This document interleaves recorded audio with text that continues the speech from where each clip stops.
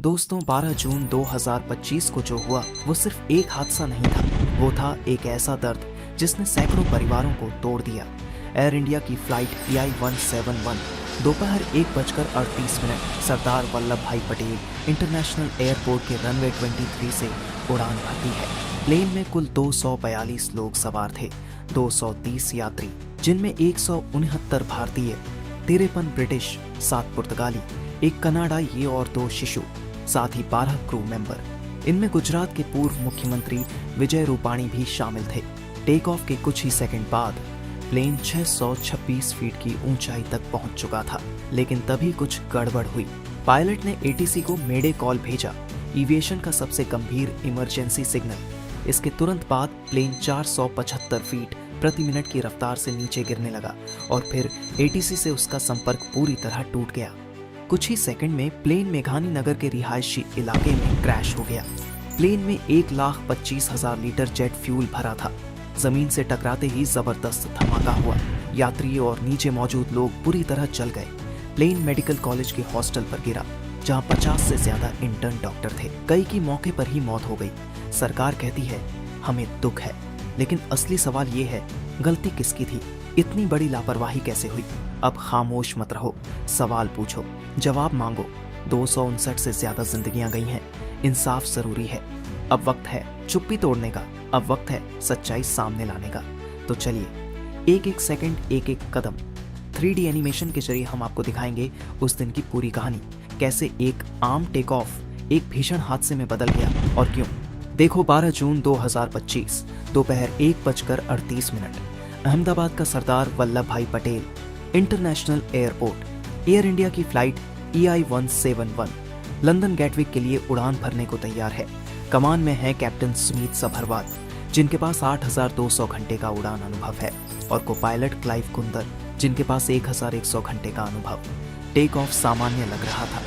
Plane तेजी से 625 feet की ऊंचाई पर पहुंचा, लेकिन तभी कॉकपिट में कुछ गलत होने के संकेत मिले। इंजन की आवाज असामान्य थी। पायलट्स ने तुरंत फ्लैप्स और लैंडिंग गियर की स्थिति चेक की, लेकिन कुछ ठीक नहीं था। पायलट्स ने महसूस किया कि प्लेन कंट्रोल से बाहर जा रहा है। उन्होंने तुरंत ATC को मेडे कॉल भेजा। मेडे कॉल, मेडे, मेडे, EI-171 इमरजेंसी, इंजन रिस्पॉन्स नहीं कर रहा। मेडे कॉल एविएशन में सबसे गंभीर आपात स्थिति का संकेत है। प्लेन 475 फीट प्रति मिनट की रफ्तार से नीचे आने लगा। पायलट्स ने कंट्रोल वापस पाने की कोशिश की, लेकिन प्लेन जवाब नहीं दे रहा था। ATC से संपर्क टूट गया। प्लेन मेघानी नगर की मेडिकल कॉलेज के हॉस्टल पर जा टकराया। 1,25,000 लीटर जेट फ्यूल ने आग को भयानक बना दिया। हॉस्टल में 50 से ज्यादा इंटर्न डॉक्टर थे, जिनमें से कई की मौके पर मौत हो गई। कुल 259 लोग इस हादसे में मारे गए, 242 प्लेन में और बाकी जमीन पर। इस नरक के बीच एक चमत्कार हुआ।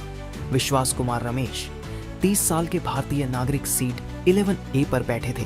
वे इस हादसे के एकमात्र जीवित व्यक्ति थे।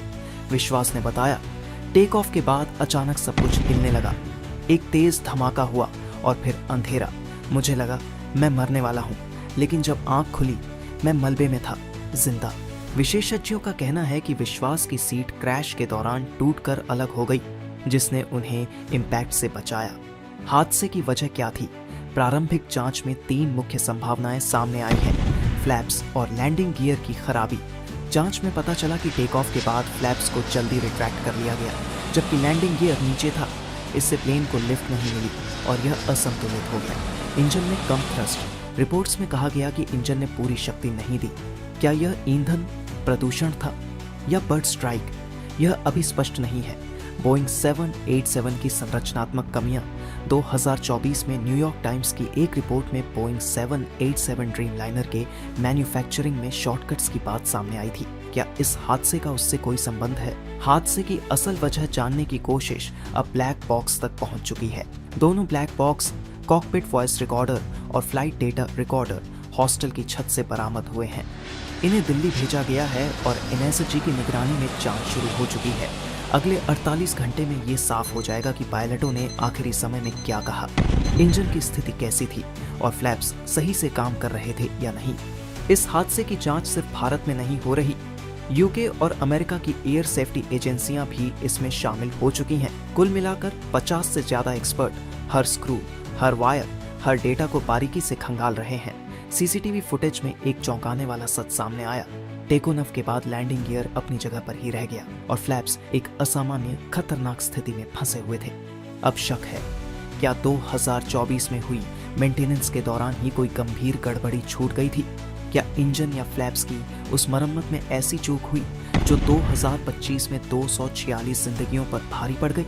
इस हादसे ने हमें बहुत कुछ छीन लिया, लेकिन विश्वास कुमार रमेश की कहानी हमें उम्मीद देती है। उनका बचना एक चमत्कार है।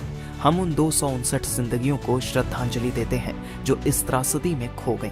हम प्रार्थना करते हैं कि यह आखिरी हादसा हो और हम मांग करते हैं कि सच जल्द सामने आए। दोस्तों, यह थी अहमदाबाद एयर इंडिया क्रैश की स्टेप बाय स्टेप कहानी। क्या यह हादसा रोका जा सकता था? आपकी राय क्या है? कमेंट्स में बताएं।